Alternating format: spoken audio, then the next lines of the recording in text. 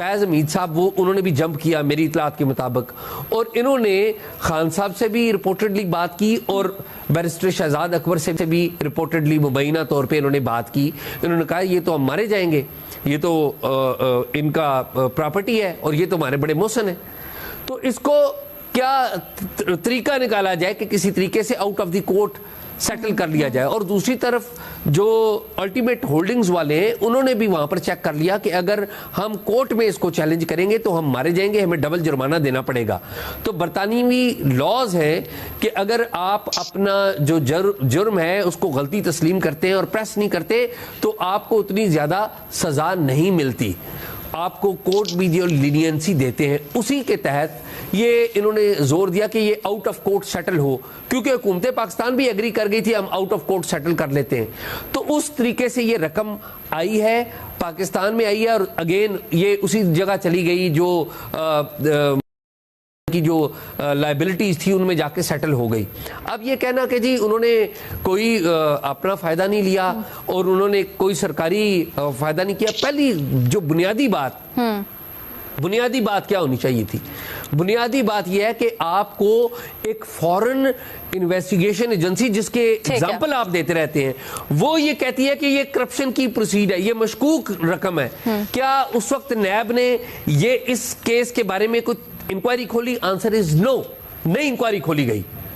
جواب میں کیا آتا ہے کہ القادر ٹرسٹ کی جو زمین ہے وہ آپ کے ٹرسٹ کے نام ہو جاتی ہے.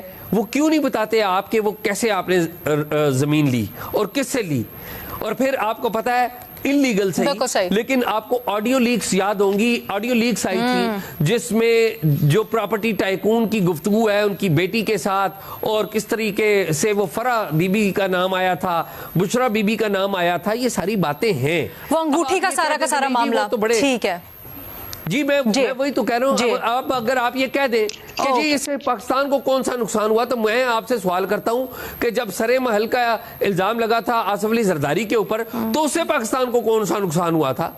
تو یہ میرے خیال میں کوئی جسٹیفیکیشن نہیں ہے. اور اس میں ایک معاملہ جڑا ہوا ہے ایک براڈر کیس سے, اور وہ براڈر کیس پتہ ہے کیا ہے الینا؟ وہ الینا یہ ہے براڈر کیس کہ ہمارے ہاں جو پولیٹیکل پارٹیز کو اور سیاسی رہنماؤں کو جو فنڈنگ ہوتی ہے اس کا کوئی پراپر قانون سازی موجود نہیں ہے. یہ چوری طریقے سے فنڈنگ ہوتی ہے ہماری ساری سیاسی جماعتوں کو. جن ایک صاحب کے اوپر عمران خان صاحب کے اوپر مقدمہ آج بن رہا ہے, اس کے جو دوسرے فریق ہیں جنہوں نے فائدہ لیا یا دیا ان کا نام کوئی نہیں لے رہا.